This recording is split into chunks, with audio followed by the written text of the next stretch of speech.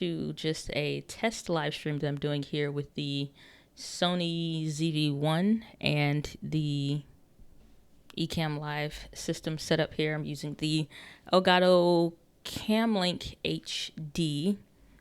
And what's happening here? I don't even know. Elgato Cam Link HD. Using Ecamm Live just to see what this looks like. Usually I'll do these tests unlisted, but figured why not let it fly and give it a go and take a look, see what it's actually looking like. And so don't see any lag or anything like that. Hooked in normally with my same D setup, 1080p. What are we at? 30 frames per second. It is so much nicer to be able to see the screen on the side, so that like a cage or something else isn't just even slightly showing any of that. And so being able to see everything, it's a nice big screen and all of that. And then I have the remote, so I can zoom in if I wanted to start recording, which would be handy for me since I like to record my talks and interviews on the camera while I'm live streaming. So I could do that with my other Sony cameras. And the remote is universal, so that'd be something cool to pick up. So it's my Sigma 16A6600. And so even just that slight little bit that you can't see on the screen, it's just nice to have it off to the side, and it's a bigger screen. These are kind of slender on the Sonys. It's like a 16:9, kind of a slender screen, which is not, I don't have any complaints about it. It's just different. But at the same time, it's nice to be able to see that. And then, obviously, I got some people in the chat. So we have Johnny DeCali, good to see you. Glad that you're here. Qual Comedy, good to see you. Glad that you're here. So like I said, I'm just doing a test of the Sony ZV-1 and the same thing like I would do with my A6400, A6600. And then it has, I got the bundle to test. This is a rental. I did not buy it. However, if you joined the Instagram live of the unboxing, you would have seen about 45 seconds in. I'm like, yeah, this is coming to the house. But I can zoom in. Is that a wide? Okay. Said sorry. Hold on, let me reread this. Saying sorry, is it a wide lens? It looks wider. This is on the Sony ZV-1. So this is on the wide end. So we can zoom in with the remote. And you'll see it get darker because it went from f1.8. So let me zoom back out. That's at an f1.8. So you'll see that being wide at 24. And it's about a little bit more than arm's length away. But it's usually where I usually sit. Only thing is I use a 35 millimeter lens. And so it would zoom in. You'll see that get to f2.8. And so I can't see what the specific number is. But like you can see how far you can zoom in. And that's that clear image zoom kicking in at that point. So up to here is clear image zoom, which looks ridiculous. And then you can back off of it. And then right there is the normal 70 millimeters. But even in Ecamm, if I wanted to brighten that up some, I could. So I could increase the brightness to deal with that. But that's at a 70 millimeter right there where we are now, f2.8. And so I would need to adjust the ISO a little bit to increase that brightness or deal with that lighting. Otherwise, that's how dark it is in this situation being underexposed. Ecamm Live would let me brighten that up in the picture settings, but without the picture settings adjusted. But then if I zoom back out, it'll stay from 24 to 70. At 24 on the wide end, you'll be at the f1.8. As you start to zoom in, the lowest you can get on the aperture is f2.8. I would have to change my ISO, and my ISO is currently at 400. But you can zoom out to, that's as wide as it can go. And then if I want to bring it in there and then adjust the brightness in Ecamm, then I can do that and compensate for the settings. I would probably drop the saturation down just because I have the pink light. Sometimes that can affect my skin tone. So I did set a custom white balance for it, but it's probably, the saturation is just a bit high. So I can decrease that in Ecamm Live some there. So decrease the saturation so I'm not as red. We got Anita Thompson saying very nice. Thank you kindly. I'm glad that you're enjoying it. Saying glad to be here for the test. Womanist scholar, good to see you. Glad that you're here. And then Mehmet saying, wow, this is impressive. Yeah, I'm super impressed with the way that it looks. And so about this angle is what you would see typically in the stream. And then if I wanted to zoom out, again, you'll see it gets super bright as it gets down to a lower aperture. That's the only thing that's changing. As I zoom wider, or not zoom wider, so I zoom closer to myself at the longest end, it'll get to an f2.8 and you'll see it get a little bit more underexposed. And then let's see here, up to here, right there. At this point, this is 70 millimeters on that lens as far as it can go. Now, if you remember on my A6400 video, I was saying the things that I love about my camera is that it has clear image zoom. This is what I'm about to show you is clear image zoom, and this camera has it, and I didn't know that. Where you could zoom in even more. The lens isn't going to move anymore. It's now the sensor and the camera doing work so that you're not losing resolution, sharpness, aperture. None of that stuff is changing. It's just, so you can see now I'm able to zoom in, and that's still as clear as it was before, even if I zoom out, which is just honestly too much. I mean, you know. So zoom all the way back out, and you'll see that gets super bright because I adjusted the brightness settings. But this is straight out of, I don't want to say straight out of the box, because it's not. Other than, because I said the custom white balance ISO is at 400 right now. It's a little bright. And again, in Ecamm, I could bring that down some if I wanted to. Bring the saturation down to black and white if I wanted to in Ecamm Live here. Or, like I said, this is without anything. So brightness-wise, I probably bring that down a little bit. And this is why I dial in my settings. So if I was going to use this for live streaming, which is what we're doing right now, I would drop that saturation. I'd probably bring down a little bit so I'm not as bronze with the, especially once you account for the pink lighting. Now, if I turned off this light off to the side here, you see that extra light. So if I turn that off, then at this point, you're now seeing like the brightness. Let's see what it would be at if I took off those Ecamm Live settings. Then yeah, so now you can see it's a little bit overexposed, and I can drop that down just a little bit. Again, if I didn't want the saturation that orange. And if people aren't familiar with saturation, like if you see how I turn that all the way up, I'm doing this in Ecamm Live, it lets me adjust the settings. You see how now what my skin looks like? I don't want that. So if we decrease saturation, you can see you can make yourself a little bit redder, oranger, whatever. This is what it is straight out of the camera, what you're looking at this very moment. And then if I'm noticing, I look at my face, not like my arm or something like that. I'm looking at my face. If I'm noticing that that's too much, I could just maybe one or two just to bring that down. I could also adjust that in camera. And it has that memory recall setting that I said that I liked. And I could punch in a little bit. You see how it gets darker because it just went to f1.8 to 2.5. Zoom in a little bit more. Now we're at f2.8.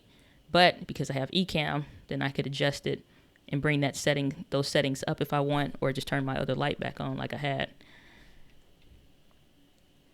And I'm still underexposed on the camera or whatever, but that's not bad. So let me reset it. All the things back in Ecamm. Zoom back out.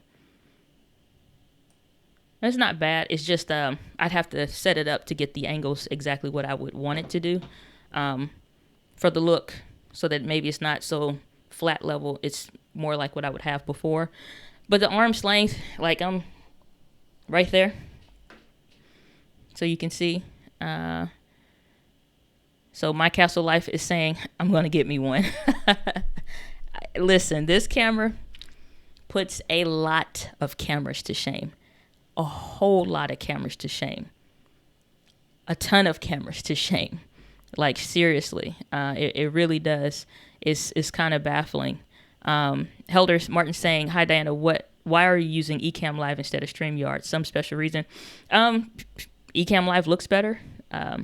It's cleaner. It's going to be in 1080p, not in 720p. It's not going to, audio is going to sound way better. It's just better. 1,000%. It's just better. Only reason I use StreamYard is when I'm doing the helpcast sessions, and that is solely to be able to let y'all come on your phone or on your computer or whatever, so that you guys have that flexibility to come on. That's the only reason. However, Ecamm Live said earlier this year that they would be, by the summer of this year, they would be able to have a similar thing where I could just send y'all a link like before, and you are able to do that same kind of a thing. So I think that's near ready to go out. And so I'm going to be back to using Ecamm. I bought a Mac just for Ecamm Live and Final Cut Pro 10. So it's just way better, like 1,000% better. And once that happens, then I don't have a use for StreamYard anymore. Charles saying, do you use a MacBook Pro or iMac? I know it's off the subject, but I love your videos on Ecamm. I use a MacBook Pro. And even this month, I'm looking at replacing my old but faithful, very faithful, surprised the heck out of me, ride or die, faithful, ride and live, not the ride or die, ride and live MacBook Pro. So that's what I'm going to get, solely because my work requires me to be mobile, doing video editing and production. And so it just makes sense for me to have a computer that I can use. You probably get an iMac cheaper if you're not taking it anywhere. And I could and just keep my laptop for on the go, but I want to make sure I'm not buying two computers right now, because again, I just bought the Sony. I'm looking at buying this not ZS70. I'm thinking of Panasonic. Looking at buying this. Not even looking. I know I'm gonna buy one. What am I doing? What am I doing? What am I doing? Oh my goodness. Okay. So let's see here. We got another question. Clear image zoom, neat. Yeah, that's what I was saying. Like, that clear image zoom is the bee's knees. So even when, for example, my A6600 here, and I have this Sigma 16 millimeter lens on there, it's only going to be 16 millimeters. However, with the clear image zoom, like I was showing with the ZV-1, even though you're at that focal length, that 16 millimeters now, or with clear image zoom, it now goes from being just only a 16 millimeter lens to what is it, a 2 times zoom factor, so 16 to 32 essentially, f1.4. So anything from a 16 to 32 f1.4 is what you're having. And it's not just like, oh, 1x or 2x's and that's all you have. You can incrementally increase it little bit by little bit. So it works out. Mathematica Humanist says that there you are, unlimited recording. Yes, the ZV-1 has unlimited recording. And like I was showing with this remote here, you can, I could hit the record, which this is helpful for me because I don't have to worry about my phone, which I have my phone over here while I'm letting videos play and stuff like that while I'm working. I don't have to worry about stopping doing what I'm doing with my phone or whatever. Maybe have the camera a little bit further away, whatever I want it, and still be able to hit record. But for me, while live streaming, I like to be able to, like an interview, for example. I'm not using Ecamm Live or something like that. I'm in whatever the interviewer is using. And if it's like through something like Zoom, it may have issues with it audio dropping in and out. So if the audio goes flat or something like that, or you know how it kind of gets that digital noise when it drops out or something like that, I'll have my own copy of my own video, my own talk, and interview and stuff like that. And like for Eric Thomas, E.T., the hip hop preacher, amazing opportunity this year to speak in his private coaching program, like his Game Changers program, and just super honored by that one. And then to be able to present that information to his community, I have my own recording of that talk. I don't have to say, hey, can you send that to me? And then wait for whenever they're able to do it. I already have my own. So that's why I'm saying like recording while live streaming is helpful. You know, that kind of a thing. This remote, you got this little remote. You don't need to worry about then. And y'all can ask questions because I'm going to be here for, I guess, maybe another 10 or 15 minutes or something like that. You got this remote. You're doing your own talk. Maybe you got your phone to keep your notes or something like that. You're not trying to drain on the battery. It does have USB charging. Something interesting, like I got a whole list of tutorials and stuff while I'm renting this camera. This rental was dangerous. This is why I say rent before you buy to see if it's even worth it. because, and I have given out coupon codes and have more on that coming up. Huge surprise and amazing thing coming up to the channel around that. But I've been able to rent equipment first, see if it's what I like. Is it going to work for me? Again, it's like I just bought this camera, this A6600. Now I got this for my work. Now I can use it for the tutorials and YouTube and all that stuff. But when I go do production work, I don't want to have to rent multiple cameras. Foreseeing, a lot of people are going to be renting cameras and gear. I don't want to have to be like, oh man, it's not in stock. I at least need 2 cameras. I use the Osmo Pocket, which is back there from the Instagram live that we did earlier. I already use 2 cameras at least. I use the Osmo Pocket for vlogging though. So now I'm like, well, I want to replace that. So, and I don't like the digital thing. It's like on YouTube videos, it can seem misleading, honestly, because you're looking at the finished product or the whatever video in full screen, but the user experience of tapping on the screen or something like that, you got to imagine you got grease on your hand or whatever. It's just like, it's annoying. I'd rather just have sometimes buttons. So some digital and some physical things. And this camera is so light. It feels so good. That was one of the things. You can watch the Instagram live replay. We just did it earlier today. It's like unlimited recording. I could do that. It's just, I don't know, man. It's listen, USB charging. I'm telling you, this is something special Sony got going on here. Click and creates. And how do you set up your camera if you are using StreamYard? My settings in my camera don't change from live streaming or video. All I'm doing, honestly, with a live stream is my regular recorded videos. I am just sharing that same image. Only difference is if I'm not using Ecamm, I could upload my LUT that I use for color grading my footage when I want to color grade. Sometimes I just record in standard, pick the standard profile, no color grading or nothing like that. But other times, like my last last 2 videos, I color graded those. And it's like if I want to use my LUT for when I'm in here, kind of a thing, I could use my LUT in Ecamm Live. I can't do that on StreamYard. Other than that, I'm just like, it could be 1080p, 30 frames per second, and 60 for the shutter speed like it is now. Currently at f2.0, ISO is at 400. So once I set those, and this has the memory recall that I was saying that I like in the A6400 and A6600. So if this was the setting that I liked, this was the focal length, and that's the other thing with power zoom lenses, is that when you set that memory recall, all of that stuff is saved. Everything is saved. I don't have to, the ISO is saved, the aperture is saved, all of that. The white balance setting, custom white balance, like I showed you guys in previous videos, that's saved. So all I'm doing is going like, hey, memory recall number 2 for live streaming. The camera's like, okay. So that's in there. So I'm super pumped about that. So if I was traveling and I wanted to do a live stream, it's still a Friday session or whatever for the Helpcast, and I'm just out of town, I don't have to worry about like, oh man, because once I pack up my gear and my equipment for my work, I would much rather take this for vlogging when I'm going out for me, friends or whatever, than to take this. And yeah, it's my camera, but the primary use case is for my work. So I'd rather take, a $700 investment than $1,100 kind of a thing. And where it's priced, I'm okay with that because of all of what it's doing. And it's not competing with other point and shoot cameras. It's just competing with other cameras.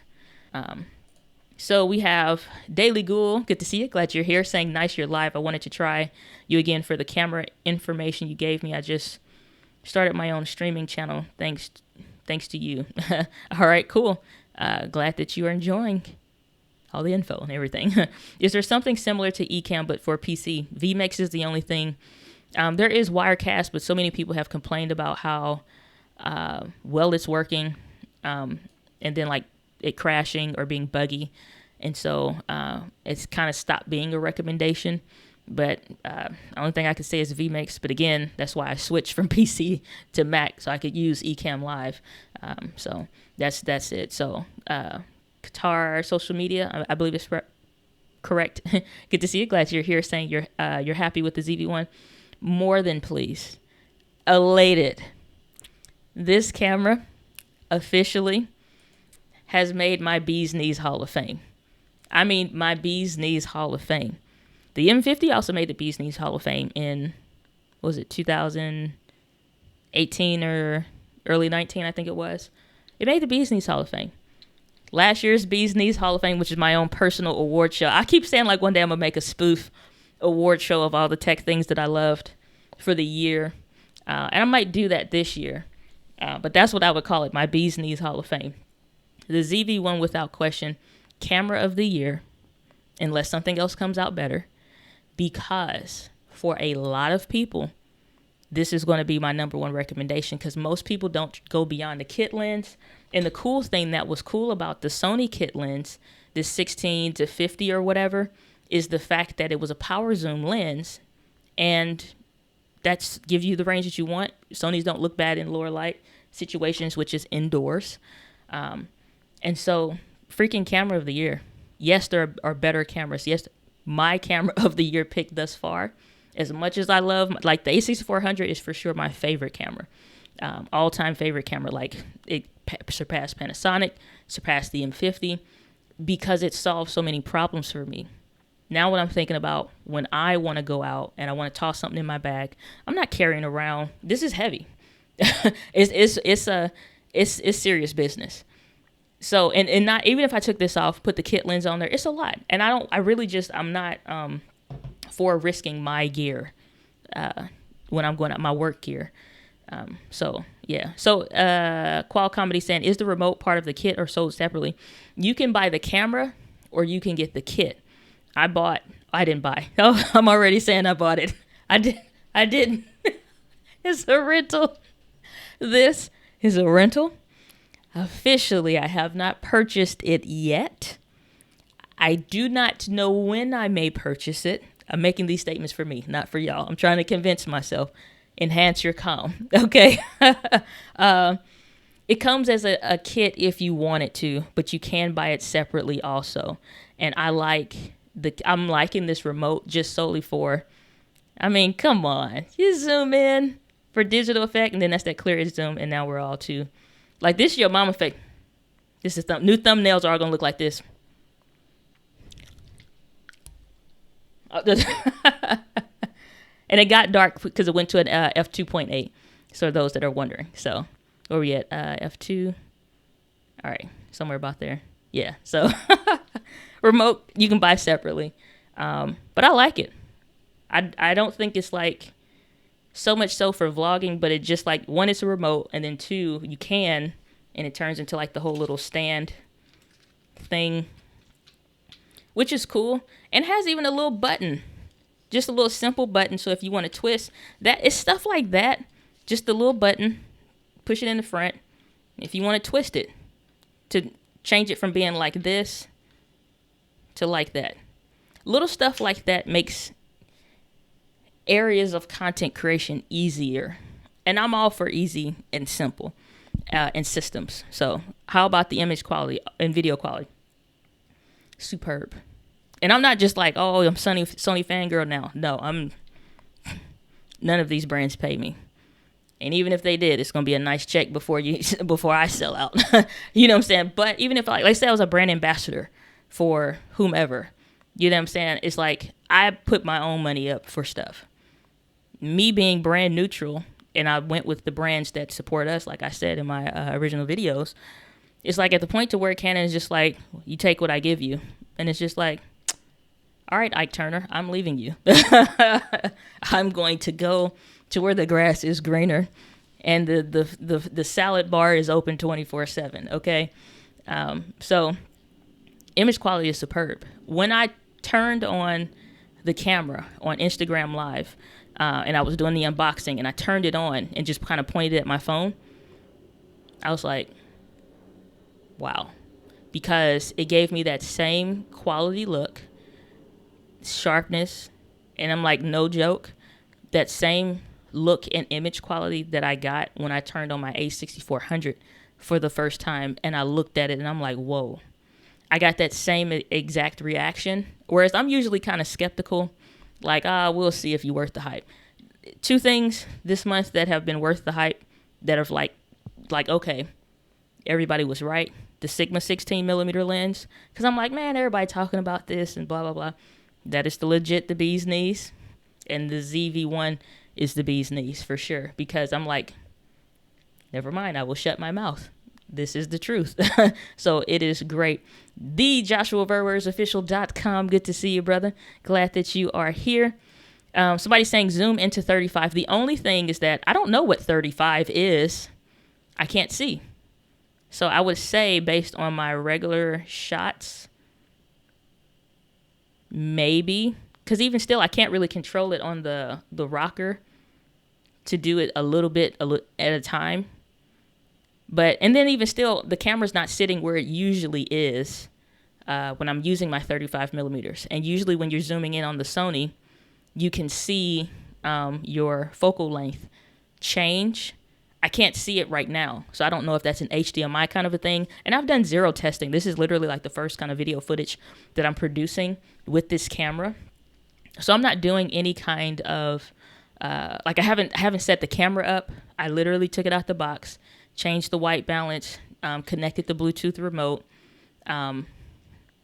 did the Instagram unboxing of it, changed the shutter speed, I changed it for the video, and that's it. Like, I haven't dug into the menus to like adjust it and make sure the clean HDMI was on. Other than that, that's all. I've not done anything on here, so I don't know if it's like, again, if it's an HDMI thing, or if I turn it off and unplug it from HDMI, I'll be able to see it with the remote. So I'll be able to know later. The CuttingEdgeTV.com saying the price $750 currently. I even saw one for $724 in the used section on Amazon today. So with the remote is only included when you get like the little kit, and at that point it's like $800 or $890. I think it's like $800 something dollars. So a little pricey for sure. You're not getting this and like an A6600 unless you're nuts like I am and have a problem, and then that's okay, you know. But it's like this. I think for a lot of people, this is the camera. It's not going to be a camera, because when you compare, again, it's like it's got the same stuff as the A6400 and A6600. It's like, what are we talking about? It's worthy of the price. It'll drop down over time, or you get one used. But $750 right now, as it's on sale. I think that stops at the end of the month or something like that, or it could be sometime this week. And then the regular price, launching price of what it is now, will be like $800 or what have you. So Joshua Verse saying, I can ask questions too, ? Has my band been lifted from breaking? You're allowed, because I'm only going to be streaming for just a little bit longer here. And you got 12 seconds to figure it out. Okay, we shall see.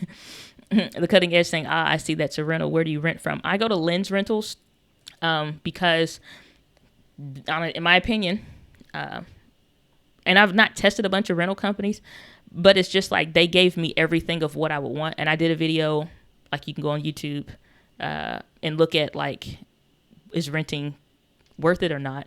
And I rented like $500 worth of gear, like 2 cameras, 2 lenses, like the whole 9. I had a whole big rental. The entire process, start to finish, they think through a lot of stuff for you. It comes packaged in like a hard case. They give you the box to send it back, the labels, the packing tape, so you don't got to find tape.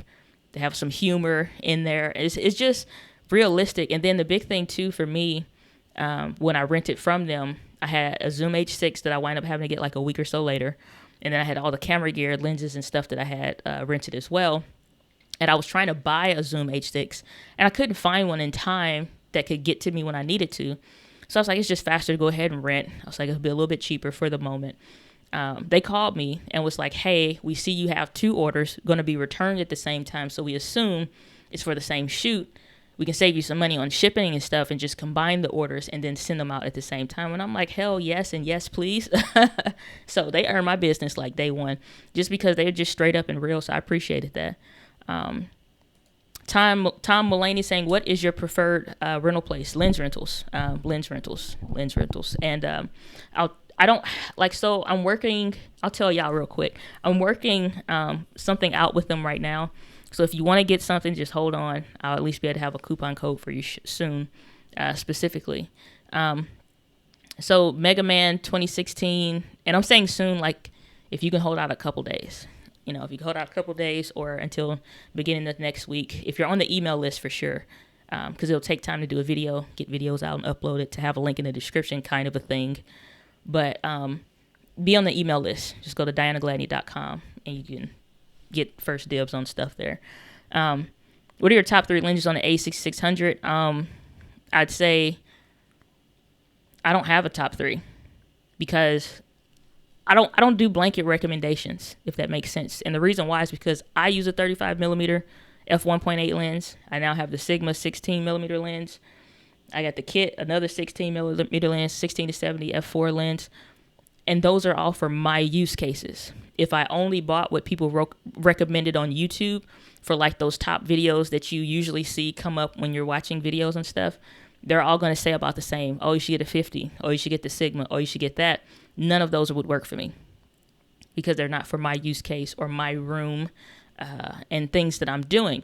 So I would say take your kit lens and actually, like, so the same way I'm zooming in and playing in with the zoom and stuff now, what if I'm like, oh man, I want this shot specifically. Let's say this is the frame that I wanted, and let me increase the brightness a little bit here in Ecamm. So let's say this is the frame that I wanted, and I'm like, okay, I want this exact frame for my live streams, and this is good for interviews and whatever. And this wind up being 35. If I bought a 50 now becomes like this. And it's just like, crap, this isn't the right lens for me. I bought it off of whatever recommendations because their rooms are bigger. So they can sit the camera halfway across the room. I'm not. So when I say buy for like try it out, zoom in your camera and see like, oh, it's at 24 millimeters. Go get you a 24 millimeter lens or prime lens or something like that and know your own focal length. So that's what I teach here. I don't have blanket recommendations like that. Just, wide angle lens, f1.4. Yeah, the Sigma 16 millimeter if you want something wide, whatever. But do you need stabilization?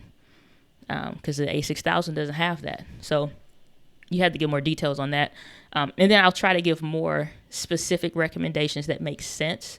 But use your kit lens for sure. And like once you find your focal lengths that work for you and what you want, then go find the lenses that are most appropriate for that. I don't like blanket recommendations because it may not work for you. Then it's a waste of money. And then I feel bad because you wasted money. So the Cutting Edge TV saying unlimited recording. Wow, that's a big plus. Yes, it is. Huge. Freaking huge. So Joshua Ver is saying, do you think the ZV-1 will be a good run and gun?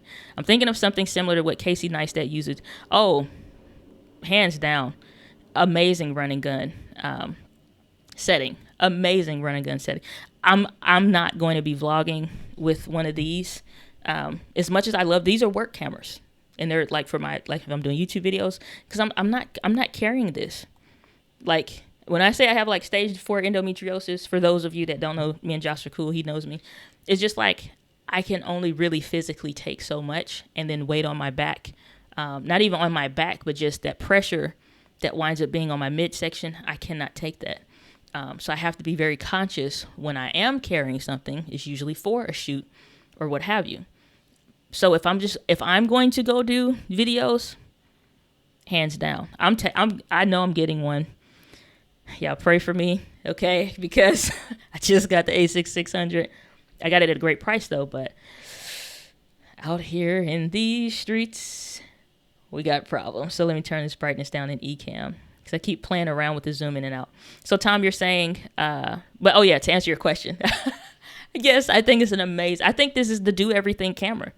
If you do not want to swap lenses, you're okay with the 24 to 70 millimeter range. And for those of you that don't know, or if you're new to videos, when you have that kit lens that comes with anything, the Canon 15 to 45 kit lens, the Sony 16 to 50 millimeter kit lens, when the math is all said and done, you're still at a 24 millimeter focal length. That is what you have anyway when you're using this camera. It does come in a little bit more when you go from active stabilization to standard stabilization. And I literally just shared this about this camera on my Instagram stories. Just like how much you lose when you're at active because the stabilization is working harder to reduce the shake, which looks good, but you need like a longer thing. And it's just like, yeah.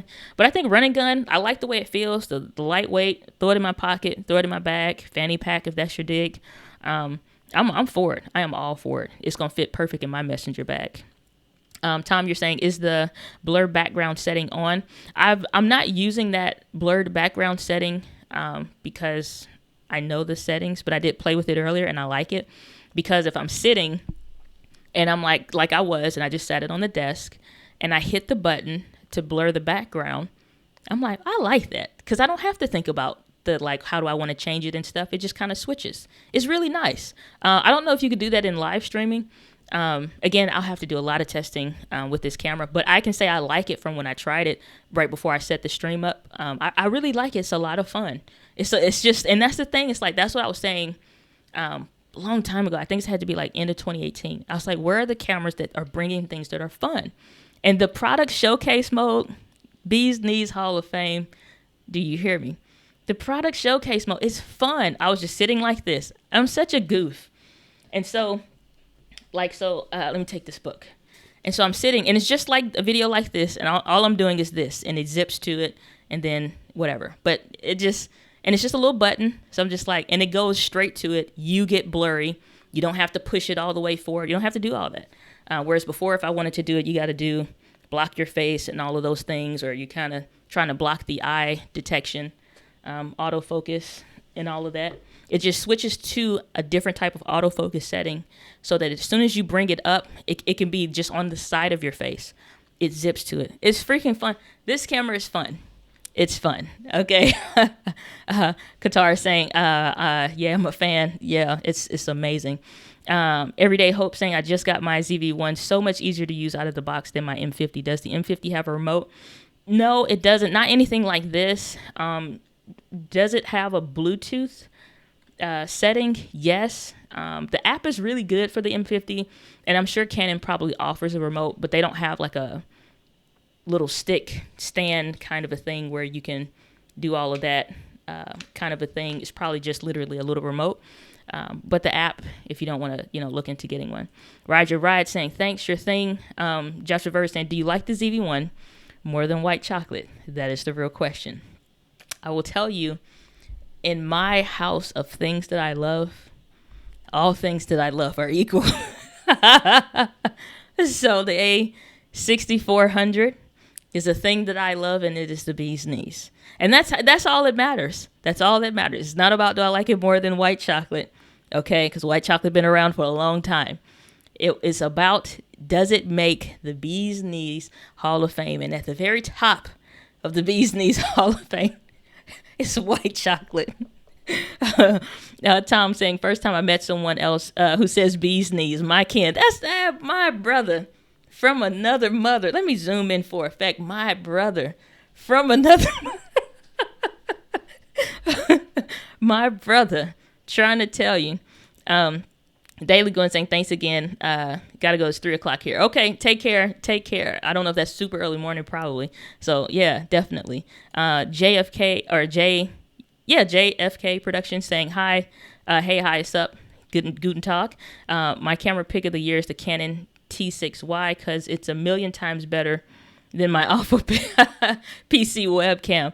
I do not blame you whatsoever, because even the cheapest DSLR, you swap it out for a better lens, it's going to look way better than the Logitech cameras. And I have had this camera since 2016. I've had this Logitech C920. And so it's like once something gets so old, it's not even worth replacing or throwing away or giving away. It just, stay there. Yeah, we'll figure something out for you. But it's not bad. You can work with it. With adequate lighting, you can work with anything. So that's my digs there. Qual Comedy said it sounds like a done deal. You're going to own it. I can neither confirm nor deny if I may or may not. All I can say is that the battery is about to die because I've been messing with the thing for so long, and then I hopped through it on for a stream. So we're going to wrap this up. Unless, how about we roll a little bit longer? And I'm just going to plug in the battery bank. How about that? And then I don't have to worry about this out here in these streets. So let me, I'm going to switch out to my music screen. So I don't have to have my self all in the thing. So y'all hold on for 1 second, and I'm going to plug in this battery bank.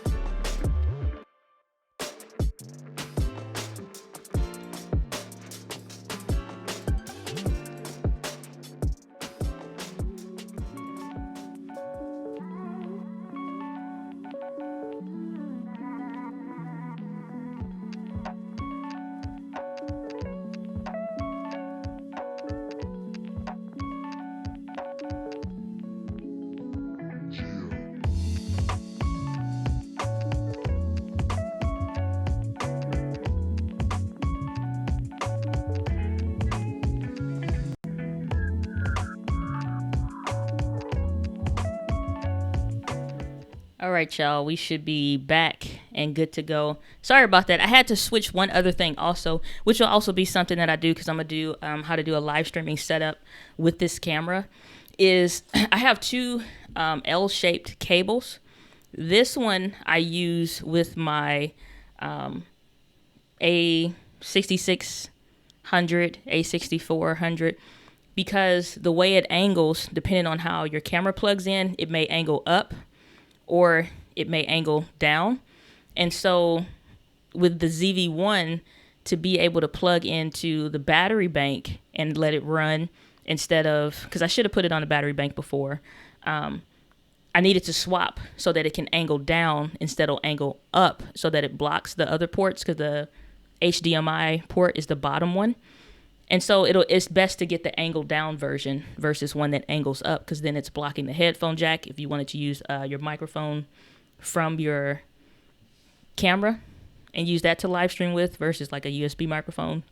You can do that and all kinds of stuff. So I have two of these, so I just needed to swap that out as well. So I'm going to answer y'all questions real quick. Let's see what we got. So Steve McRae, manager, good to see you. Glad that you're here. Saying, what is your opinion about Stream Elements versus Streamlabs? Can't really speak to it. Streamlabs OBS is fine. Slightly less learning curve than OBS. But OBS is not my cup of tea because I like systems. I like something that's going to work. And when something doesn't work, I want to be able to just reach out to customer service, ask questions, and get answers. And it has to fit into a system of something so that I have efficiency working on my behalf. I do not like things that are inefficient, things that crash, and I just can't fool with it. So I really don't have much recommendation on that one, unfortunately. But if I had to say, like, Streamlabs OBS is okay. B&H has camera and vlogger accessory for $846. Yep. So that'll drop. And again, this is launch pricing. The Canon M50, believe it or not, was $899 when it came out. it does almost none of the things, a good majority of none of the things of what this camera does. So if I was going to spend $800 on a camera, I don't mind it being this one.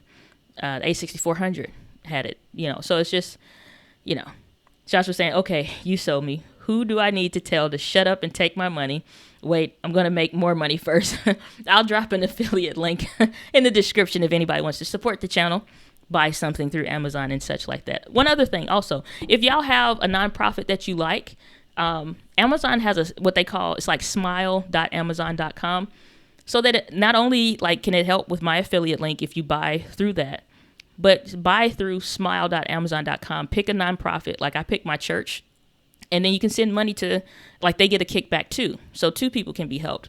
But anytime I'm buying something, I try to go find somebody on YouTube, whether I know them or not, and support them by buying through their affiliate link. So if you can, that's something nice that you can do. It don't have to be me, but somebody that has helped you or gave value or helped you laugh or something. So salad bar, thanks to COVID, we may never see a salad bar. You ain't lying. Boy, this thing got you looking at people differently. When people would sneeze or something, they didn't even say sneezing was a thing. And it'd just be like, oh, shoot, watch. Oh, my God. Oh, my gosh. What? That COVID just basically made us not trust other people anymore. Thankfully, now it's kind of being like, So, Jonathan saying fantastic image quality. What are the settings? Currently, right now, I haven't set the camera up. I just made some changes so that I could do the stream, which was 30 frames per second, 60 on the shutter speed, 1/60. F1.8 right now at this angle is slightly overexposed, but it's at ISO 400. And then I used a gray card to set my custom white balance setting. And that's essentially the same kind of what I use for my regular live streams and videos. So same stuff that I always use. My Castle Life saying, let me know, sister. Okie dokie. The Cutting Edge team saying, man, I just sold my old 98 Honda CRV for $800. I'm tempted to cop this. This camera, listen, at this point, if you got an M50, sell it. So here's my thing. I'm not a Sony fangirl because I switched. I am for who serves us, period. If Olympus with a micro 4/3 sensor is just smaller, it's like if they served us, entrepreneurs, content creators, if they served us, you'd see me with Olympus cameras. If Panasonic served us with autofocus, freaking, let me tell you, I would be, let's go. I've switched from a lot of cameras and I've tried all of them. I didn't own the Nikon. I tried the Z6 though. I tried the EOS R. I've tried a lot of different cameras. I've owned 16 different ones. I'm for who serves us and who cares and listens. This camera is a result of people listening, period. The A6400 is a camera that exists because Sony listens. So I'm like, you know what, y'all care? And I was been watching them for a long time anyway. So I'm just saying. And then too, let me say this before I get to your comment there.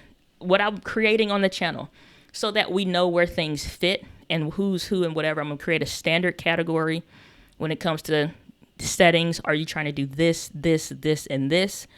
I'm going to put certain cameras in that standard category. You're never probably going to live stream. You're never trying to do a whole lot of things. Maybe you're going to do some blogging. Maybe you're going to do whatever. And all you really care about is 1080p and you're within a certain price point. You're in that standard category. And these are the cameras that I would recommend. Whereas if you're more in an advanced creator kind of thing, you care about different things. And that's just from evaluating hundreds of emails, literally hundreds of emails, conversations, recordings with coaching clients, comments, hundreds and thousands of comments on YouTube, and just taking some time to think okay, these are people that would fit in a standard content creators category in this price range, $500 or less. $600 or more puts you in a whole other category because you're looking at different feature sets. This camera would be in that advanced creators category because it does so many more things. A camera like the Canon T6, T6i, SL2, SL3 even, the M50, those are going to be standard creator and standard category style cameras because they're only going to do so many things well. And so that's something you'll see and hear me speak more about. But yeah, that's where I'm at with that. The Cutting Edge TV saying I'm using a Canon T5i That would be a great upgrade. Yeah, it would. T5i was my first camera. It's just like, Qual Comedy Stand just got an M50. Now I'm thinking I should have waited. There's no such thing as a bad buy, because you either you win or you learn. I found a home with Sony. But again, that's after going from Canon to Panasonic, back to Canon, and now to Sony. If Sony started doing and again, you have to think, like, I've been watching this stuff for years. I gave Canon a really long time to figure their crap out. And even in conversation with a friend last night, I listed 10 cameras that was a trash camera, a waste of space, and a waste of time. Whether you're a photographer or videographer, it was a waste of space. Cameras that Canon have made over the last couple years, like 2 or 3 years, like 10 different cameras, and all of them stupid. Like, for real, it's just like, who are you making these for? Like, literally, who are you making these for? I enjoy the M50. I love the M50.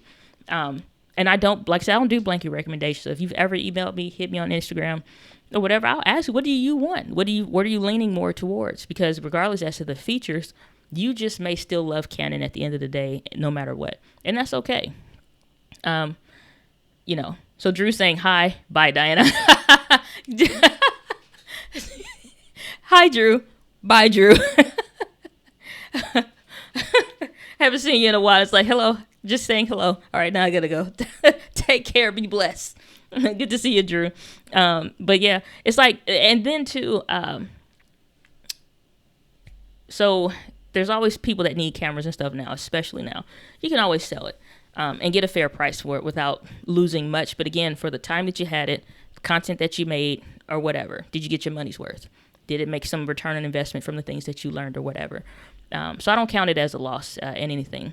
So Qual Comedy saying, I still can't figure how to make Ecamm or StreamYard recognize my Canon to live stream without a Cam Link. Get the right USB cable. If you have a wrong USB cable, it'll never see it. And that's it.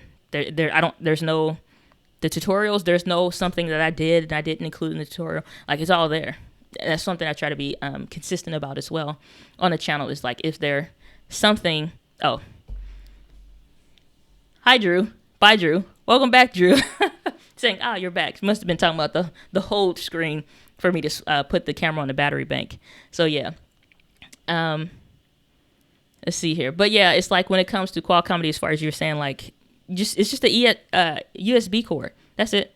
Drew is saying, StreamYard seems to be a good live stream option, but it's not free. None of it is free. And then too, if you're going to do something that is free, you're looking at like watermark and limitations and feature sets. Unless you just don't have a powerful camera kind of a thing, and then you need extreme ease of use, you're going to be stuck at 720p if you care about all the settings. And that's one of the things that I find a little frustrating, not specifically at you, Drew, but when people are just like, I want to only spend $300. I only want these things, but I want that comparative to, this $2,000 setup. It's just like, yeah, okay, not happening. Here are the limitations. And here's the realistic approach of what to do in that situation. And so it's just like, at some point, you got to pay the cost to be the boss. It's like, so StreamYard, it's like, yeah, it's not free. And again, I'm not saying that to you. Since I'm on the topic. But yeah, StreamYard's not free, but at the same time, if you have a PC, you want some similar features to Ecamm Live, at some point they got it. That's why I keep thinking, like, at some point, like, yeah, I gotta do 1080p. You gotta step up some video stuff at some point, you would think. But I love it for the simplicity of it. It helps a lot of my clients just to get going and doing some simple things and not having the other stuff. So if you can afford a slightly more learning curve simply to have more flexibility, and that's what I love about Ecamm. It's as simple as you need it to be, and it can get as complex as you need it to be, from individual live streams like this all the way up to conferences, literal conferences. When I host and do a conference with my client, if I don't think it'll be this year anymore, it may be sometime next year, we're using Ecamm Live. It's flat out, we're using Ecamm Live. It just works. It just freaking works, and I love it. I'm Da Brown. Good to see you, brother. Saying howdy. Good to see you. Glad that you are here. So I don't know why sometimes I just literally stop reading. I am looking at it, and I just don't read it. Saying, how's the ZV-1 in low light? I haven't tested it, but since we're here, let me turn off my lights. All right, so all we got is the window light, and it's closed. That's it. So this is a window light. That's it. So you can see from my hand, and the window, it's not a bright day. It's kind of like overcasty. The blinds are closed, and there's a sheer thing. So essentially, this is lower light indoors. Do you notice any kind of like horrible, like I don't see any of the sprinkles kind of a thing. Like you see a lot of busyness that you typically would see in cameras. Like I said, when I was kind of disappointed with the M50, because the sensor has been dumbed down in the camera for no reason. So curious, this is about what you're looking at. And then two, if I zoomed in, where's the remote? Just to kind of take it from this is at an f1.8. So let's zoom in. All right. So now we got some really dark darks and some brightness without it even being, it's underexposed by one stop now. So it's still not busy like what you would think, like a bunch of sprinkles and stuff like that or whatever. So it's still not super busy from what I can tell. I've seen cameras that just, oh my gosh, it looked like it's lightning thunderstorms happening in the camera with all of that. So that's where this camera sits at when it comes to all that. And then let's cut the light on. I mean, do I need the side light? No, this is fine. We'll leave the other light off. So yeah, saying great idea on the affiliate link. Yeah, I'll add a affiliate link later. Steve McRae, manager, good to see you. And I'm a new subscriber. You have helped me tremendously. Well, I am super glad to hear that. I always try to be as helpful as possible, as much as possible. So, Drew, you're saying what battery bank am I using? It's just some knockoff. I don't even want to say a knockoff brand, but it's a brand that I usually see at Micro Center. I don't even know what it's called. I don't remember. Yes, I do. It's by a company called Inland, INLAND. And you can take that with a grain of salt. None of them are like, I don't use like Anchor specifically because, no, I just want to make sure it works. I've used those on shoots. I had already been using them a lot for personal use. I even like I was talking about Instagram stories, daytime shooting outdoors, like, oh, what happens if the battery bank runs out? I have bought one from Amazon that has a light on here. It's actually a nice kind of light. And it's, what is this, 25,000 milliamps. In addition to, I am about to blow your minds, solar charger. So if I'm out in a park or whatever, I don't ever have to worry about running out of battery life because solar charging. And even, like I said, it was earlier, just that little bit of light was starting to charge the battery bank, this one here. So if like I'm just sitting it, I charge my phone. One, I know that was a 15,500 milliamp on the one that I just plugged in to the ZV-1. I've run that for 3.5 days consistently. I remember testing it when I worked at the bank. 3.5 days consistent. And I'm talking about like, and just like running the just stupid. So 25,000 milliamps is a ton. So it's going to be a whole lot more in addition to being able to charge it. And this is like, if I'm like, I'm before I got an all day shoot, I'm, no power. And so, like I said, I'm gonna toss this in my bag. I'm gonna have my phone. I'm running stuff off a battery bank anyway. I have other ones that different sizes and things like that. That's why I'm saying battery life is not a thought. It's not a factor. It don't even matter. When it's like, oh, but the battery life, it's just like, you're literally not having the camera on all day long.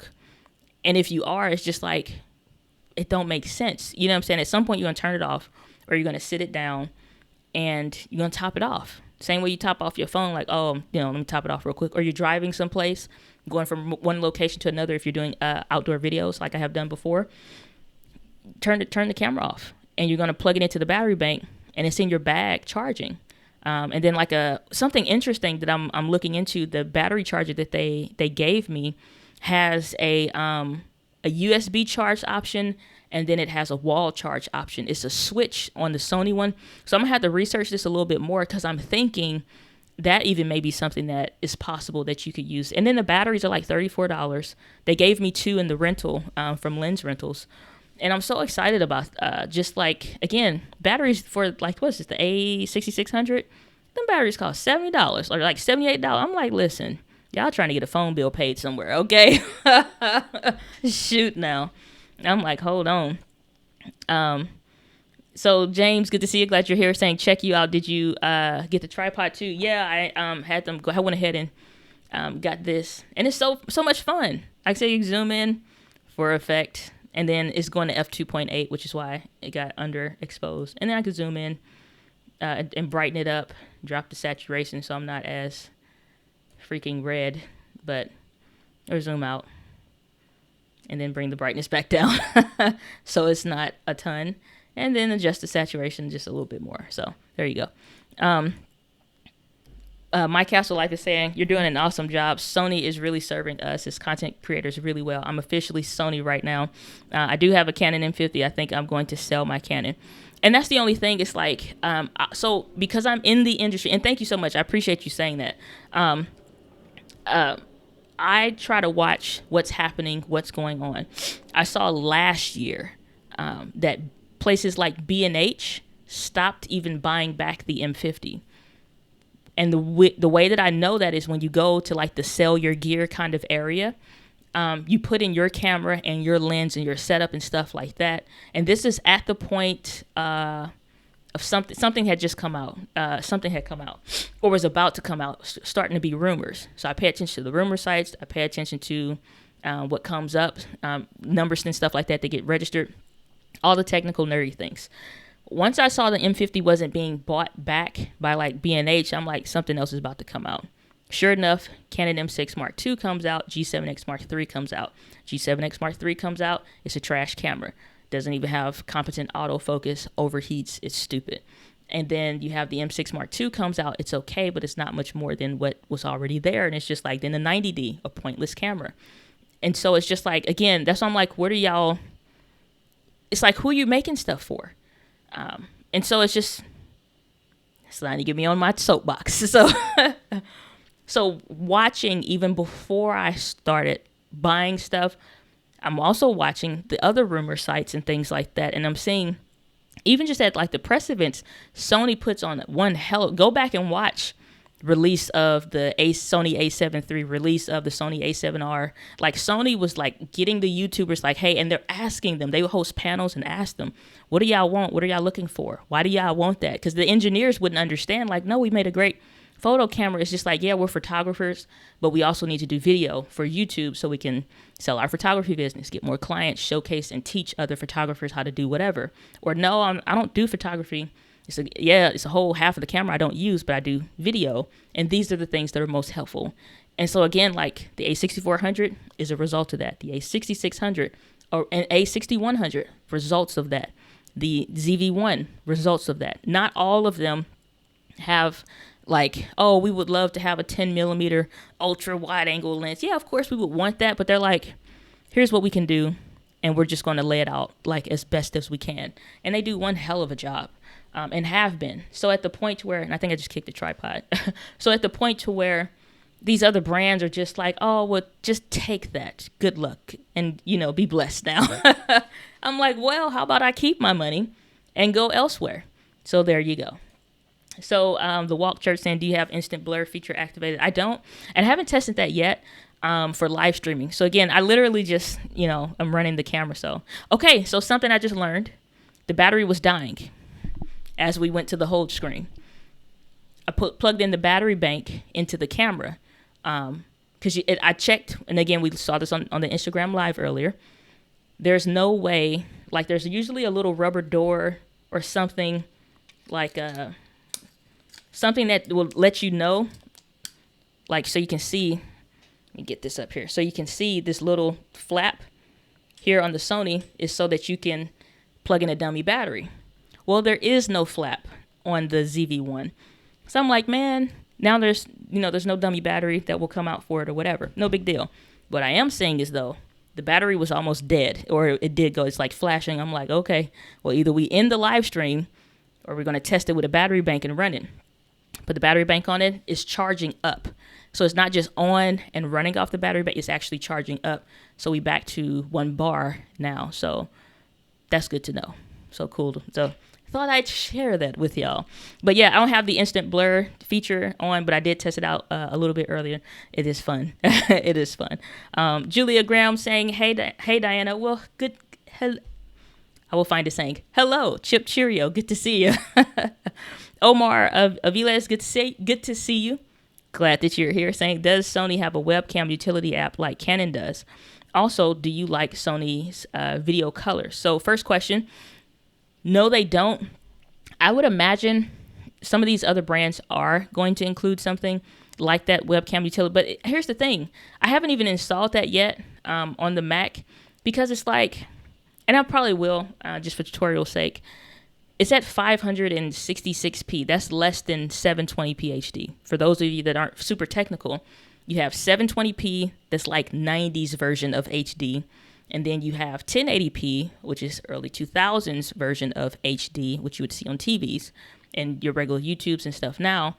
And then you have 4K, and now you're hearing about like 6 and 8K and all of that. Better resolution. And so that fuzzy, small little image that you're trying to expand out to 1080p and all of that looks like trash. It don't look like, I say too easily things look like trash sometimes, but it doesn't look as fantastic and not as sharp and not as clear, and it could look fuzzy. So I'm curious with the Mac, and I'm almost not wanting to be disappointed with that. But Panasonic came out with one, Sony has not yet. If you're using Ecamm Live, then those are native. Oh, and that's another thing I need to test. Let me make note of that, is if this will natively work with Ecamm via USB. And if not, then I can work with them to get that locked in there. So that would be something that's fun to do. And then your second question is, do I like the video colors? When I first, and especially being a person of color, black. So when I first pulled up, because you're used to Canon and all that, and I'm like, oh man, like everybody else on Canon, like, oh man, the color science is the best.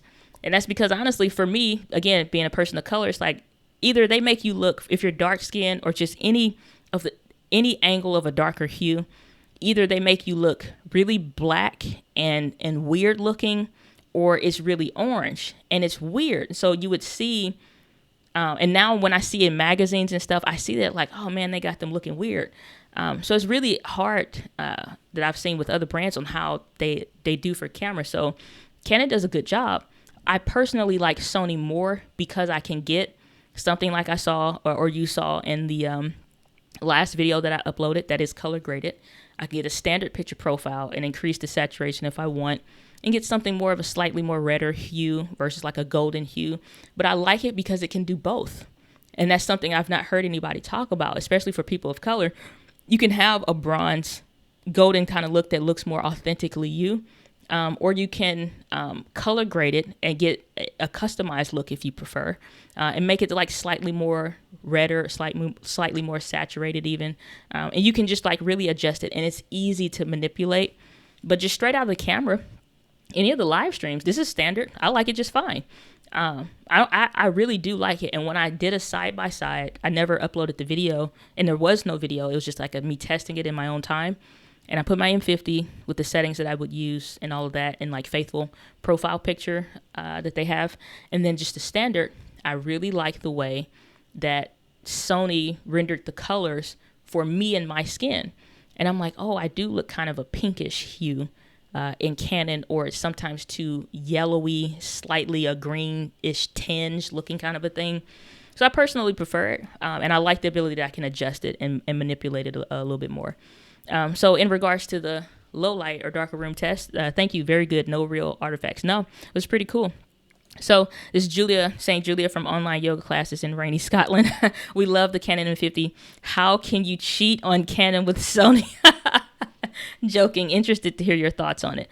I don't feel like it's cheating. I feel as entrepreneurs and content creators, it is our responsibility to find the most efficient brands. And I'm not like giving you a BS statement. I'm serious. It is our responsibility to find the most efficient brands that best serve our use case for a time, for ease of use. And again, if you're a standard creator, you're just going to do 1080p, not a whole lot of live streaming or whatever. Even if you want to, there's hacks to kind of manipulate it to get it there. The M50 is fine. It'll do a lot of things. If you're not trying to buy a whole lot of lenses, or maybe one, maybe two or something, then it's fine. And it will perfectly serve a lot of people for a long time. Even next year, you'll see videos that'll come out and say, why the Canon M50 is still great in 2020 or the best camera for YouTube or whatever. I think when it comes to entrepreneurship, we have to think beyond ourselves. Can we use it to do what we need to do? Yes. But if I hired on somebody, like let's say I never got into like learning video in depth and I'm just doing videos about books. Let's say I'm a writer and writing and becoming a best-selling author. And that was my thing of what I taught on, and that was my field. And I just needed a camera so I could teach the things in my field and be the professional that I am. If I wanted to do live streaming, video, all of the things, and maybe I don't color grade, it makes sense for me if I'm going to look at ever investing in a team so that I can buy back my time and increase my efficiency. Why not get a camera with color grading possibilities so that I can hire a videographer to handle that stuff or record in that way to send to an editor or videographer and get a more professional look? And somebody else, I'm offloading the work, but I didn't have to buy a new camera. And even if I hired somebody, for example, let's say my nephews are of age, my nieces are of age, and they're interested in all that stuff. They come over and they're learning. I could hire them. They don't need to buy a camera. I just need to pay them for their efforts in their work and in time learning. They don't have to buy a camera, or I don't have to buy another one for me to use. So it just makes sense. So I didn't feel like it was cheating on Sony or Canon to switch to Sony. Canon stopped serving the community for a very long time, and they've made dumb cameras so for a very long time, and I have no qualms about that. Sony showed up consistently, and like even to the point to where it's like other people would be like, oh, that's too fast. Cameras only used to come out every 2 years, and then Sony was like every 6 to 8 months, hey, we got something better. You said you wanted this, we got something better. They were fighting for, like, we want to secure that service position for you. And so after so long, I'm like, y'all not trying to do nothing. So, and even if Canon came out with a camera or cameras, I wouldn't go back because it's like, trust is broken for me. So that's my thing. So the Walk Church saying, so glad we ordered one, arrives next week. You rock. Great job. Okay, cool. Well, hope you guys enjoy. I didn't even think about churches yet. I usually do. I try to include nonprofits, in the thought process when it comes to video. And I have a lot of churches that ask questions. They're like, hey, do you think the M50 is right for us? And I'm like, y'all live streaming or trying to do whatever? I'm like, yeah. And I'm like, no. get you at least a 6100, or if you're going to get used, get the A6400 and get more bang for your buck. And then you have the ability for color and picture profiles. So when you hire on somebody that wants to learn color grading, or you want to increase the aesthetics for the church, then you're good to go with that. And you don't have to buy a new camera. So that's what I'm talking about. So Julia saying, what's the remote you use? This is the one that comes with the creator bundle thingy. I don't even know if that was English, but the creator bundle thingy that comes in the package for like $8.99 or $8.50. And this is a rental. I don't own this yet. So this is going to be so hard to send back. Oh, goodness. So it's saying solar charger. Wow. Yeah, for sure. Let me speed up in my comments. I'm ranting on everything. So Omar saying, have you tried the Canon 32mm lens for the M50? It has a 1.4 aperture. Saw how sharp that lens is for live video. Love your content and love that you keep content coming. Oh, my pleasure. Thank you. I'm glad that you're getting value. So I didn't bother with the 32mm f1.4 because honestly, by the time it came out, I was already kind of leaning towards chances are I'm not going to be able to stay with Canon. I would have wanted to, or wanted an upgrade path, but it was no point for me. If I was going to stay with Canon, it would be something worth looking into, but at the same time, it's not worth it for me because I already use the Yongnuo 35mm lens, or was using, and then I have a speed booster down here that has that glass element in it. So it's like I already got what I need in that focal range and stuff. Before that lens had came out, so it's just like it was no point for me. But no, it's not anything that I use, and honestly, it just wasn't worth investing for me. But if you like it, if that's the range that you want, I'm sure it's a perfectly fine lens. It's just, if you want it or not. But no, I never tested it. Julia saying, stupid question. There are no stupid questions unless it is something around dark chocolate and why don't I think it's superior. than white chocolate. That's all I'm going to say on that topic. It's really saying stupid. The battery pack with the solar charger doesn't overheat in the sun, does it? No, it's like a matte finish. I would imagine direct beam is still like some level of material here, but I've not found that it's any kind of like burning or anything like that. So if it's a coat of lighting, I would imagine it's fine. It probably is, just because it is a electronics, but this is a rugged version. So the other one that I have is more like, oh, keep it in this. This is more of a rugged, like rubberized kind of a thing. I think it even has like some waterproofing and all of that. So it's saying basically, even though it has all the things that it has, they're saying don't get it at 32. Wait, no. Okay, so I'm guessing this is as high as it should go. From 32 degrees Fahrenheit to 113 degrees Fahrenheit is the normal range of it operating. So I would imagine if you go over 113 degrees Fahrenheit, I don't know what that is in Celsius, but if you go over that, then it's going to be a problem. But that's really hot heat. I only think about and buy stuff. That's why I don't agree with overheating tests to a certain extent. Am I going to be in 115 degrees? Hell no.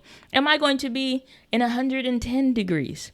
Hell no. We're never going to have that problem.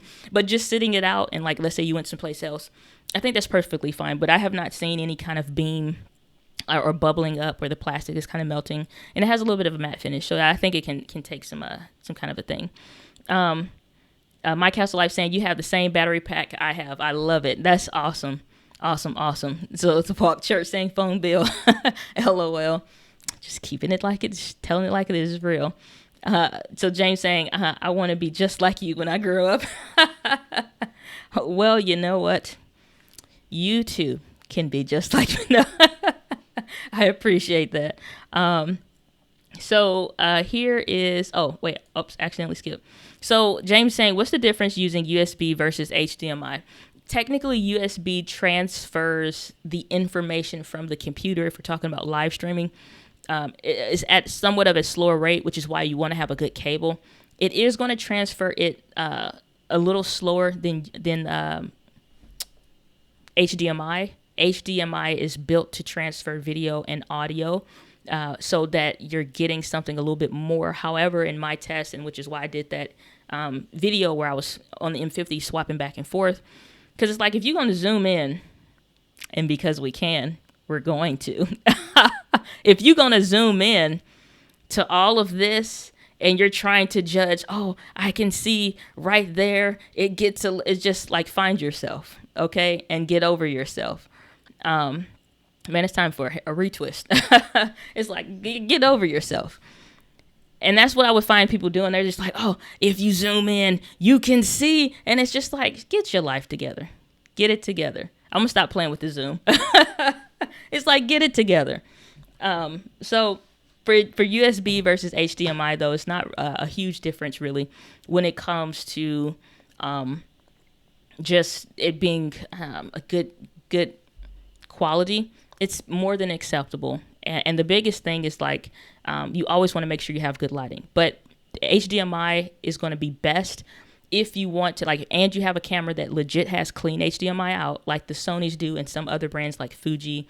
I think even maybe Olympus. I know Panasonic for sure. You can transfer both audio and video. So if I wanted, I could take, and I literally have no microphones near me.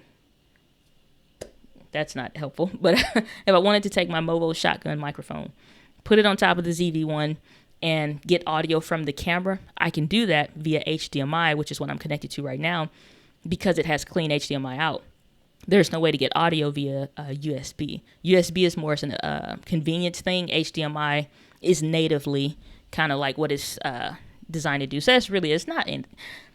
Honestly, and you know what? It comes to a bigger thing with me. Most people judge YouTube videos harder than they judge the freaking movies that they watch. I watched movies that just came out, and see in the shadows. It's grainy as hell, and it looked like a lightning storm is going through there. Guess what? It made $1 billion in the and you're just like, it's like, what are we talking about? That's why it's just like, to some extent, it's like you got to curve the BS stuff that's out there on YouTube. And it's just like, it's just like, and then too, most of y'all are entrepreneurs, content creators. You're in your space, you're doing your thing. And I say BS as in Cliff Ravenscraft's definition of belief system problems. It's a belief system problem, being that these beliefs that you have to have, and it has to be, and there can't be. It's just like, if I produced it's freaking YouTube. It's free, unless you want premium, and then may the Lord bless you and keep you, because I can't live without it. But it's just the idea that it's like we judge these YouTube videos so harshly, and people clown and say stuff in the comments or what, well, it looks like, and the audio looks like. It's like, bro, you are in your bedroom making videos. What are we talking about? You're not in $1 million studio. Enhance your comm, John Spartan. So that's why I just like, to some extent, I just can't get over people on YouTube. Oh crap, we got a super to chat. Goodness gracious, we have a super chat. 189 from My Castle Life saying 5.00. Appreciate you, brother. From your home to mine, I appreciate you gifting that to me. And so thank you so much. I really appreciate that. Let's see here. And I said I was going to speed up in the comments. Let's see here. Okay, here we go. Never Lose Your Nerd. I freaking love that channel name. Never Lose Your Nerd. If you have shirts that say that, let me know. Send them to me on Instagram so I can go get one. Never lose. I love that. And if you don't have a shirt, get one. Hashtag shameless plug on my end. I opened a merch shop, so you can go to diana.link/shop and get you some shirts that say video creator. There is some other ones that are coming out. Working with a friend that's helping me design another one. And I might get one to say like Entree Fam. I don't know. But it says video creator. I like it. It's on the community tab if you want to check it out. I have made 3 sales thus far on day 1, and I'm very proud of that. So Omar saying, thank you for answering my questions. My pleasure. My bad. I went all over your name and completely forgot. My apologies. So Never Lose Your Nerd saying, does the Canon beta give you M50 clean HDMI and give you unlimited record time? I have not, so I can't honestly competently answer that for a couple reasons. I haven't installed it on my Mac to try it, to see and to test it on the M50. Chances are you would be able to record on QuickTime video or something like that, and just be able to record as long as you can and you have battery life on the camera, because you're not actually recording in the camera. You're recording via software, similar to Ecamm Live. And it's not clean HDMI out. It's just a clean feed from the camera. So because sometimes that can be just that switch and not knowing the difference. It's just a clean feed from the camera. It's not HDMI because we're not actually connected via HDMI. When we're using that utility beta by Canon, that's going to be via USB. So, because clean HDMI will let you send audio and video, M50 can't do that via HDMI. They can't send audio, and they don't have clean HDMI out. So, it's just USB. But I haven't tested it on the Mac. I haven't even installed it yet. Because when I go through the process, I just want to be able to record it and do tutorial things. All right, so, oh, yeah, talking. Never mind. So, let me go. Wait. Did you ask a question, Julia? So I feel like I'm hogging the question. Sorry. Thanks for the great content as always. Do you have any videos on cameras for live stream? We use the M50 and it isn't ideal because of audio transference. I'm not sure what you mean by that audio transference part, because if you're using a mixing board or even an audio interface, the audio that's coming to or through or from the camera is only going to be representative of what's coming through the actual audio source. So I would check possibly your cabling, because if you don't have a properly shielded cable, then that's going to be a problem. Currently at the moment, though, to answer your other question, the cameras that I have, the A6400, temporarily the ZV-1, and then the A6600, I'll have to do some tutorials on that. I needed the A6600 to be able to record more videos of the cameras and stuff because I didn't want to use the M50. And technically, my M50 is broken because I dropped it last summer, and I never got it repaired because it wasn't worth it. And so when I put a memory card in there, it's like you touch it, it's like, you want to record? Let's record. And so so I was like, I'm not getting this repaired because I'm not going to use the camera other than for tutorials. And chances are I won't need a memory card. So there will be some coming. I have a ton. I kid you not. A freaking ton. Just a ton of ideas for like, okay, A6600 versus the ZV-1, A6400 versus A6 for this and for that, how to live stream with the ZV-1. So the ZV-1, because I'm gonna have it for a shorter time frame, I'm gonna go ahead and record those tutorials. I probably have like 12, and so I will be showing how to live stream. But essentially, the things that I need to record the most right now is just how to set up the cameras. And a lot of people kind of get jaded between the menu systems and stuff like that. And so it's kind of like, but it's not that big of a deal.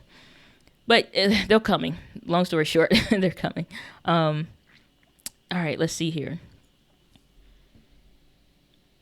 Okay, we have Rob Belasabas. Good to see you. Glad that you are here. Saying, hey, Diana. Good to see you. Glad you're here, Rob. And saying, gotta rewatch this. Oh, yeah, we've kind of...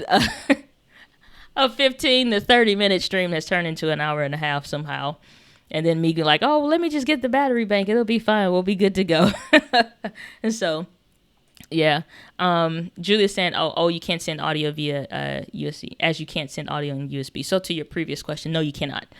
So that would be a thing. You need a separate audio source. So at that point, you're connected to the M50 via USB for video. You are not trying to use the camera for audio. You need a separate audio source. So again, at that point, if there was audio issues, the same way I'm not using the ZV-1 right now for audio, I'm using my Samsung Q2U. So if there were any audio issues, I'd have to see what's going on with the microphone, not the camera. So if you need it, that's what I was saying. Sometimes it's worth, if you're trying to do more, to get a camera that can do more. So for the same price, even I'll have to see what an A6100 even costs used, because that's probably in the $500 range. It's like, get that or the M50, get the A6100 if you're trying to live stream, or used A6400, so you can have the clean HDMI out audio, video is there, or what have you. So all of those things. Juan Kai Pro, good to see you. Love the Pro in the chat saying hi. Can you AC powered? There's not any kind of an AC, for those who don't know, alternating current, and then DC's direct current. My nerdy won't let me get past that. However, it's not where you'd be able to use a dummy battery. So on the ZV-1, which we're streaming on right now, there is no little flap. So this is my A6600, and I showed this a little bit earlier. If you look, there's a little flap at the battery door so that you can use a dummy battery. The ZV-1 doesn't have that. It's not that the port, the little tripod thread blocks the door. It literally, and I showed this on the Instagram live that I did earlier, when you open that battery door, you still, it flips over. So the threading, and I'm probably not explaining this well, that threading is now visible with the door open, if that makes sense. So there's no way that you could ever, unless they somebody would have to make a dummy battery. Now with the Sonys, you can power it, because I'm thinking maybe somebody will. So you can have the door open, but the thing is, you're missing the tripod mount is now inside the door. So there's really no way to get around like a dummy battery kind of an option. So at best, you're doing what I'm doing right now, which is like I literally ran the battery today until now. I need to legit charge it, and it was about to die. And I'm like, well, just throw it on the battery bank. And now we're running off the battery bank, and it went from blinking to dead to now charging, and we're up to 1 bar. So let's see here. Julia is saying, thanks so much. Looking forward to see those tutorials, how to set the camera up. Also welcome. So sure. I need to do one, essentially like the A6400, 6600, they're kind of the same. I'll do one for the A6400 though. I have to do one for the ZV-1 because this is going to be a top recommendation. I know for sure for me. It's a camera that I know for sure I'm going to be buying. And it's just like, I just feel like I just bought the A6600. It's like, what am I doing? What am I doing? And I could zoom in for dramatic effect just because we can and get that clear image zoom. Just because all thumbnails now will look just like this. And I'm just kidding. And so it gets darker when you get to f2.8, but it is what it is. We got another super to chat there from My Castle Life. Thank you again, brother, saying $1.99 from My Castle Life. Tried to send some more, but $1.99, so one more. Sure thing. Absolutely. I appreciate whatever you send. And so I really appreciate that. So don't look like we have any more questions on the ZV-1. Like day one, so I try to think, am I excited just because it's new and will it wear off and then it just sits on the shelf kind of a thing? And then I try to evaluate, am I excited because it's fun and it's working, kind of a thing? Or am I excited, third option, because it's efficient? All the above on the Sony ZV-1. I have not been this excited about a camera. I don't even think I was this excited about the A6400 because it was a competent camera and it solved a lot of problems, and like that unlimited recording, it's just like, oh, thank you, finally. However, like the thing that this camera is not replacing my A6400 or 6600, it's an accompaniment to that. But I vlog when I'm going out of town and I'm traveling and stuff like that, and there are vlogs that have never been uploaded to the channel. So just know that, even from last year, September, October last year. And so maybe since we're all in quarantine, it's let's look at the airport together. Let's look at a flight together. And so when I vlog, I'm using the DJI Osmo Pocket. And so I'm like, you know what? I prefer the simplicity for me of holding a camera versus just only having a little screen to kind of operate off of. When the video is uploaded to YouTube, you don't know any different. But from a creator's standpoint of having to do it, it's that same level and ease of use of being able to pull it out of your pocket, turn it on, and hit record kind of a thing. But to adjust settings and stuff like that, or really know if you're underexposed or overexposed, is kind of weird. So I would rather have a camera, and I showed this, they're the same height closed with the screen flipped down. It's the same height. You flip this camera and you want to do Instagram live videos, vertical videos. And it's just like, I'm like, oh yes, I've wanted this. Things that I forgot that were problems because it's just like you get used to it.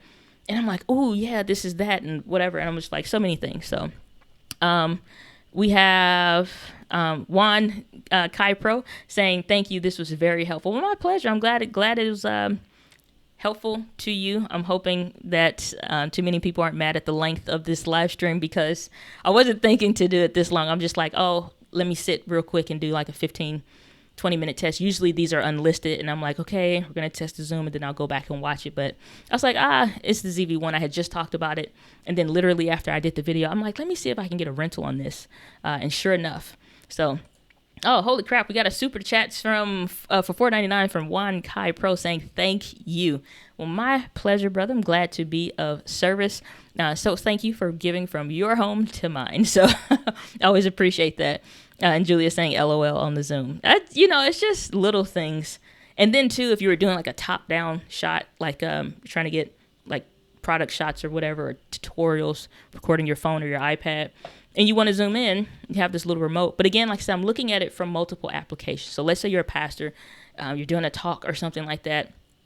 As an entrepreneur, you want to be able to vlog and do all the things. For me, as a videographer and doing professional work, when I pack these cameras and I get insurance for the shoot, either specifically on top of whatever, or just already in the insurance that exists, and I'm looking, like I'm packing the lenses because I'm like, oh crap, I don't want to, all the things. And this is quite a bit heavier. Most people aren't going to buy 2 and 3 different kind of cameras. And most people are going to get the kit lens because it comes with it. And maybe they'll get a prime lens, something like this, Sigma lens. So they're getting that and maybe one other lens. And that's it. That's all they're switching to. So the reason why I say there's like the bee's knees Hall of Fame on this camera is because it still stays sharp and clear gives you that same kind of depth of field or background blur, or you just literally hit the button and it goes blurry for you, and it works. And so I just think it's amazing that, you know, that's a possibility on such a little camera. You get the flip out screen, you can see yourself, and it's so nice. It's just so freaking nice to be able to literally see it off to the side. And then they did other things, like, so on other brands, when the screen flips out, so the M50 did this also, which is cool. In some sense, they did a little bit. So on the M50, yeah, the screen flips out, but then you have the microphone jack that's also over here. And just as much as my finger is, or the HDMI cable potentially would be on other camera brands like Panasonic or whatever, it's blocking, and then the HDMI is on the other side. So you got cables coming out the wazoo. It's not that big of a deal. It's just like thinking through the setup. On the ZV-1, I have the screen over here, and then the cables and the mic jack and all that stuff over there. And so it's nothing blocking the screen. Yeah, I don't even think it is a port on that. Yeah, it's not even a port on that side. So there's literally nothing to block the screen for you. They put everything on the other side so that it's not an issue. So it's so many cool things that this camera has. It's just a whole lot of fun. And I think we've done a competent series of fun tests and just things just because. I'm very excited about this camera. I wish, like everybody else, and there are people buying little wide angle adapters that you can just kind of paste on the front with like a two-sided tape thing or whatever, that have worked for other cameras like Panasonic make point and shoot cameras a lot and stuff like that. So I don't know if I'll go to that extent, because by the time you get I preferred like this Manfrotto Pixie, honestly, because it's just more sturdier. These fall like nobody's business. But it's a little bit taller, but not by much. Well, no, they're about the same height. But by the time you bend it out to actually, because I don't know what they think about on those commercials. They have people having it straight up. Ain't nobody doing that. Y'all know we tilting it so we can get as much reach as possible. But you're not trying to have your arm like way out there, just like, that's ridiculous. Nobody's doing that. You want it about something like that. It's just like, yeah, it's a little bit closer than we would prefer, but it's not that big of a deal. So I don't know. I wish it was a little bit wider, but I think with what they already have, coronavirus accounting for that as well, like we don't have time to really manufacture and make a whole specific lens. If there is a ZV-1 Mark II, I think we can see maybe a 14 to 16 millimeter ultra wide angle lens that will give us that ultra wideness, something like what you're seeing right now, but in a vlog, like in an arm's length kind of a thing. I just think probably for, like I said, COVID-19 taken into an account, I don't think that they were just like, we already got this lens works, this is already focal length, let's add all the stuff that they're asking for and ship it. And that's what they did. So other than the flip screen and the body design, just keeping it straight up, we can manufacture that. I appreciate that just for the time that we're in. If it wasn't COVID-19, then I would be like, okay, well, I think you should change some stuff, but I wouldn't, and I would expect more. But again, everything taken into consideration, I think this is perfectly fine for what they're doing. Again, because the lens is something that they already have made, something that already works, and we can have it now. So. Holy crap, we got a super chat from Julia saying €5, I believe that is. From Julia saying, thanks, Dinah. Oh, thank you so much, Julia. I appreciate that. From your home to mine. I don't know where I get that from, like from our hearts to yours. So I appreciate that. So I have run as long as I am really needing to, what makes sense to do. So we're going to call it good here. So thank you for everybody while you're watching this live or in the replay. Hope you enjoyed and had a little fun today as we just kind of play around with the Sony ZV-1 for live streaming. And here's the thing. Unintentionally, we are now up to 1 hour and 38 minutes live streaming with this camera. We depleted the battery to the point that it started blinking, and it's like, I'm about to shut off on you, to grabbing the battery bank, running that for now, another 40-something minutes until the stream is done, and earning back some battery life. So will this camera live stream effectively for what you want to do? You know, I can't see you doing, unless you're doing like gaming, conferencing stuff, you're going to live stream for a really, really long time. And I don't want to do that with a rental and run it, you know, brag it. I don't even know if I want to do that when I own it. So, but I would imagine it can handle it. But I would think we should probably take some care into that. And I did have the, like with any of the cameras, even for like Canon, when they have it in there, with from the standard to whatever setting, so that it doesn't like, oh, we're overheating, and it's like, it's fine. So, and this is a cool room, air conditioner room, like normal. I don't even think my air conditioner is on, and it's really cool in here. So yeah, perfectly fine. You want to do a 2-hour stream, it can handle it. We're seeing that now, hour 40 minutes into a live stream, on top of already having used the battery earlier and not starting at a full charge. So I can't see a percentage or nothing like that while I'm in photo mode. I don't know if that matters. But yeah, Ride Your Ride saying, thank you. My pleasure, brother. Appreciate you. Unless you're a woman. Appreciate you, sister. I don't know. Whoever you are, I appreciate you. So, yeah, man, this is a competent camera that can do it all. I stand by that. Bees Knees Hall of Fame Camera of the Year award goes to the Sony ZV-1. Unless something better comes out, like the Sony A7 IV that's rumored, or the successor to the Sony A7S II, we'll see. We'll see. So if the A7S III, which is probably going to be like $2,500 or $2,000 camera, same thing with the A7 IV. But for normal people, you don't spend that money one time. You're not trying to buy a whole bunch of lenses. At day one using this, I have zero problems recommending this camera, for sure. So that's what I'm going to call it. And yeah. So again, live on the replay. Thanks for being here. Appreciate you. Have a good day. And with that, my friends, a little bit passion. I'll see y'all on the next video.